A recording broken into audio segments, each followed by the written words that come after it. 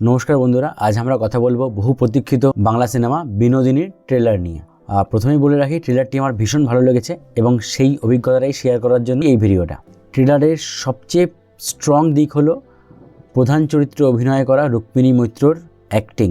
ট্রেলারে যতটুকু দেখা গেছে তার অভিনয় সত্যিই মুগ্ধ করেছে। তার অ্যাক্টিং যে দিন দিন আরও ম্যাচিওর এবং কন্ট্রোল হয়েছে সেটাই ট্রেলারটি দেখলে বোঝা যায়। তার ডায়লগ ডেলিভারি এবং সংবেদনশীলতা সবটাই বেশ প্রভাবশালী।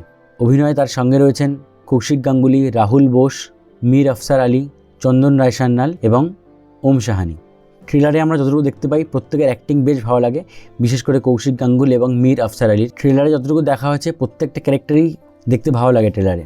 ছবিটি পরিচালনা করেছেন রামকমল মুখার্জি, যিনি এর আগেও তার কাজ দিয়ে দর্শকদের মুগ্ধ করেছেন। ট্রেলারের ব্যাকগ্রাউন্ড মিউজিকও আমার ভীষণ ভালো লেগেছে। মিউজিক সত্যিই গল্পের আবহ তৈরি করতে সাহায্য করে এবং ট্রেলারে সেটি দারুণভাবে ফুটে উঠেছে। আর ট্রেলারের শটগুলো অত্যন্ত স্টাইলিশ এবং কন্টেম্পোরারি। সিনেমার set design, costume, art direction সব কিছুই সিনেমার সময়কাল এবং প্রেক্ষাপটকে খুব সুন্দরভাবে তুলে ধরেছে। বিনোদিনী একজন প্রগতিশীল নারীর চরিত্র, যার গল্প নিয়ে সিনেমাটি তৈরি। তার জীবন সংগ্রাম এবং সাফল্যের কাহিনী নিঃসন্দেহে অনেককে অনুপ্রাণিত করবে। যতটুকু আমরা ট্রেলার দেখতে পাই সেটা দেখে এটা স্পষ্ট যে গল্প বলার ধরনটি ভীষণ গভীর এবং সংবেদনশীল। এই সিনেমাটা নিয়ে আমার প্রত্যাশা ভীষণ হাই। বিশেষ করে রুক্মিণী মৈত্রর অ্যাক্টিং দেখার জন্য আমি অধীর আগ্রহে অপেক্ষা করে আছি।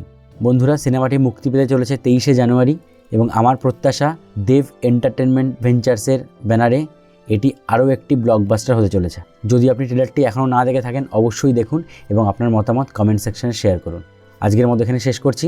ভালো লাগলে ভিডিওটিকে লাইক করবেন, চ্যানেলটিকে সাবস্ক্রাইব করবেন পুরো রিভিউটা দেখার জন্য। ভালো থাকবেন।